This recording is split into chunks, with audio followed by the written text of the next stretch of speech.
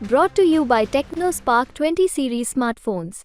और आज भी आप देख सकते हैं कि लोकसभा में भी महिलाओं की और युवाओं की भागीदारी बड़ी चिंताजनक है। कांग्रेस पार्टी के अंदर भी ऐसा लगता है कि एक महिला होने के नाते जो मेरी योग्यता है ना, वही सबसे बड़ी अयोग्यता है, जिसके कारण राजनीति में मुझे आगे नहीं बढ़ने दिया गया। सभी दोनों पार्टी के द्वारा अन्याय किया गया, मैं किसी एक को दोष नहीं दूंगी। परिवार चाह रहा है कि या तो नौकरी में वापस जाएं या दूसरी पार्टी ज्वाइन करें।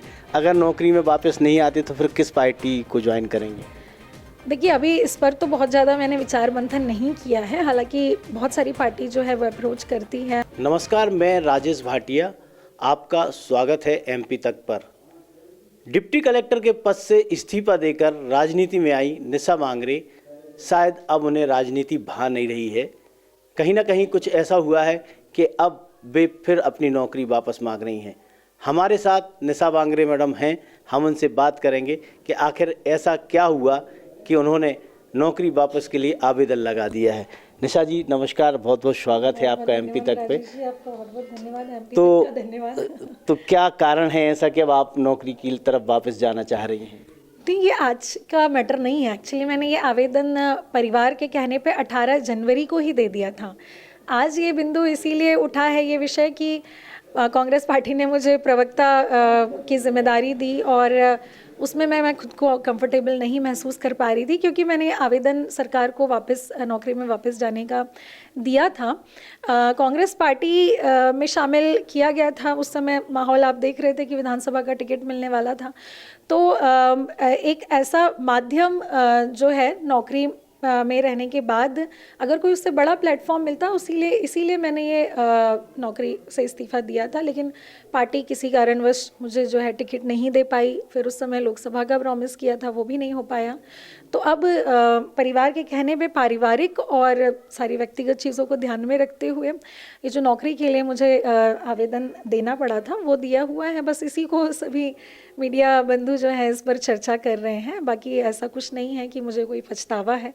ये फैसला तो सीएम साहब को लेना है, उनके पास सुरक्षित है। आपको लगता है कि आपका कहीं मिसयूज हुआ है? नहीं, मैं तो धन्यवाद देना चाहूँगी कांग्रेस पार्टी को कि उन्होंने मुझे प्रवक्ता बनाया। और निश्चित तौर पे उस समय कांग्रेस जो है टिकट दे सकती थी, किन कारणों से नहीं दे पाई।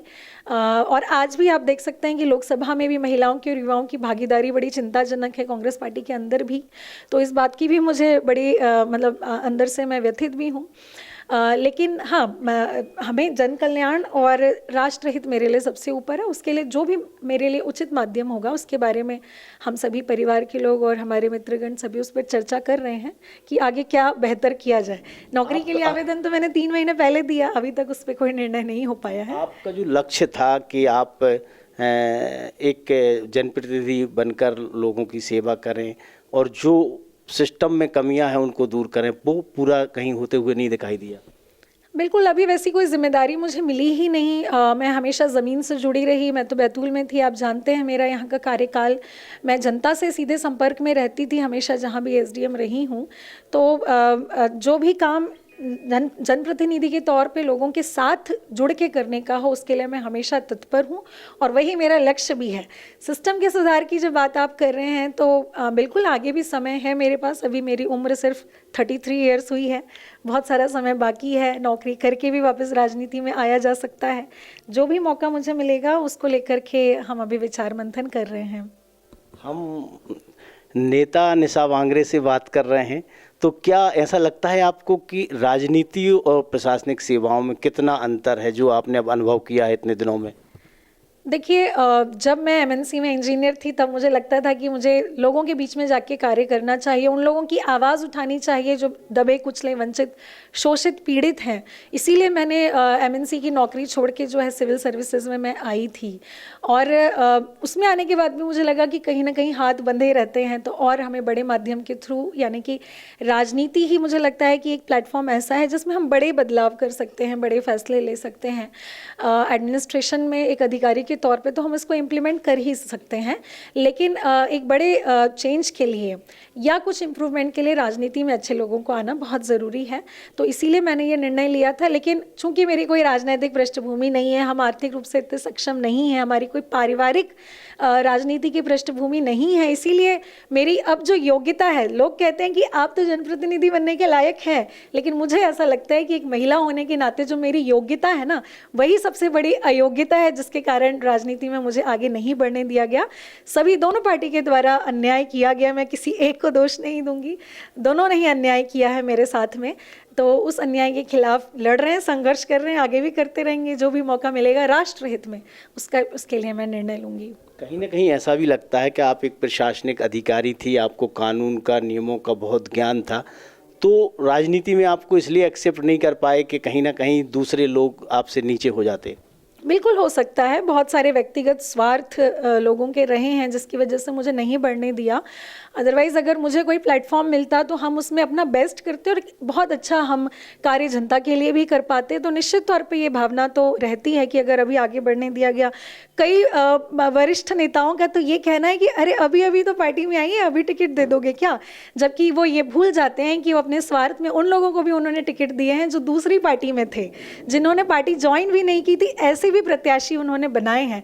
तो ये उनके स्वार्थ हैं, ये बरगलाने के तरीके मुझे लगता है। एक बात हो रही थी कि अगर आप कांग्रेस की राजनीति में सक्रिय हुई तो कहीं उत्तर प्रदेश की जो मायावती जी हैं उनके कद बराबर आप पहुंच जाती कांग्रेस में। वो तो मैं नहीं सोचती, मैं इतना ही सोचती हूँ कि मुझे अपनी विधानसभा, अपने प्रदेश के बारे में सोचना था।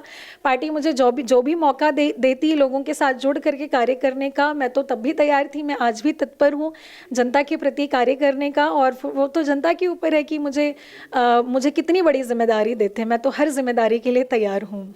अब तो खैर 5 साल कोई चुनाव नहीं है, सब सारे मौके निकल गए हैं। किस तरह परिवार का दबाव है आपके ऊपर? देखिए, जैसा अभी मैंने बताया कि मेरी कोई राजनीतिक पृष्ठभूमि नहीं है, हम आर्थिक रूप से भी इतने सक्षम नहीं हैं कि हम 5 साल तक, 4 साल तक जो है किसी भी तरीके से इसको चलाएं। लेकिन एक परिवार भी चाहता है कि आप एक जिम्मेदार पद पर थे, आप में वो टैलेंट है कि आप लोगों की सेवा उस माध्यम से कर सकते हैं। तो हर तरीके से जो है परिवार ये सोचता है कि अपने आप को स्टेबल रखने के लिए कुछ ना कुछ माध्यम होना ज़रूरी है। ज़रूरी नहीं कि सिर्फ नौकरी ही, अगर पार्टी भी एक अच्छा हमें अवसर देती विधानसभा का चुनाव लड़ने का या लोकसभा का चुनाव लड़ने का, या ऐसी कोई जिम्मेदारी देती जिससे मैं जनता के बीच सीधे जुड़ी रहूं, तो निश्चित तौर पे परिवार का दबाव नौकरी के लिए नहीं रहता। लेकिन चूंकि ऐसा कोई जिम्मेदारी मुझे अहम नहीं दी गई, जिसकी वजह से मुझे उस समय ये फैसला लेना पड़ा था। और अभी भी मैं लोगों के लिए करती ही हूँ जितना भी बनता है, लेकिन परिवार का ये कहना है कि कुछ ना कुछ आपको किसी पद के माध्यम से करना चाहिए। देखिए, परिवार की जैसी बात हुई थी आपसे मेरी कि परिवार चाह रहा है कि या तो नौकरी में वापस जाएं या दूसरी पार्टी ज्वाइन करें। अगर नौकरी में वापस नहीं आते तो फिर किस पार्टी को ज्वाइन करेंगे? देखिए, अभी इस पर तो बहुत ज़्यादा मैंने विचार मंथन नहीं किया है, हालांकि बहुत सारी पार्टी जो है वो अप्रोच करती है। अब आगे इस पर भी विचार किया जाएगा परिवार के साथ बैठ के, अपने मित्रों के साथ बैठ के, कि आगे हमें किस माध्यम से जनहित और राष्ट्रहित में कार्य करना है। चर्चा है कि आप भाजपा में जाएंगी? ऐसा कोई प्रस्ताव मेरे पास नहीं है। पहले भी आपने बोला था कई बार कि आरएसएस और भाजपा के लोग आपको पार्टी में लेना चाह रहे हैं। फिलहाल ऐसा कोई प्रस्ताव नहीं है। लोग तो जुड़े हुए रहते हैं। हम बैतूल आमला में हम देखते हैं कि हम सभी, चाहे बीजेपी के हों, कांग्रेस को, हम एक दूसरे के घर भी जाते हैं, उठते बैठते हैं। तो ये पार्टी का कोई मसला नहीं है, लेकिन ऐसा कोई आधिकारिक तौर पे बीजेपी की तरफ से मेरे पास कोई प्रस्ताव नहीं है। नौकरी वापस के लिए क्या योजना बनाई है आपने? कैसे, किससे से बात करनी है, या कोर्ट में जाएंगी, क्या करेंगे? देखिए, परिवार के कहने पर मैंने जनवरी में तो अधूरे मन से, पूरे मन से नहीं, आवेदन तो दे दिया था। उसके बाद मैंने कोई खास अपनी तरफ से प्रयास भी नहीं किया, क्योंकि मेरी पर्सनली कोई दिली इच्छा अभी भी नहीं है कि मैं नौकरी में ही जाऊं। हमेशा राजनीति को एक बड़ा माध्यम समझा, लेकिन पारिवारिक कारण ऐसे हैं कि जिसकी वजह से मुझे जाना पड़ रहा है। तो निश्चित तौर पे आगे मुख्यमंत्री जी के ही पास ये विभाग है, अगर उनसे समय मिलता है तो उनसे सीधे ही बातचीत मैं करना चाहूँगी। बाकी विभाग को तो मैंने आवेदन दिया ही है, समय आने पर उस पर भी आगे कार्रवाई करेंगे। आखिरी सवाल ये है कि आप कुछ 2-4 दिन में बड़ा करने वाली हैं, क्या है ऐसा कुछ? क्लू दीजिए। देखिए क्या है कि अन्य पार्टियां भी जो है वो अप्रोच कर रही हैं कि आप हमारी पार्टी से चुनाव ले लीजिए, हमारी पार्टी में आ जाइए।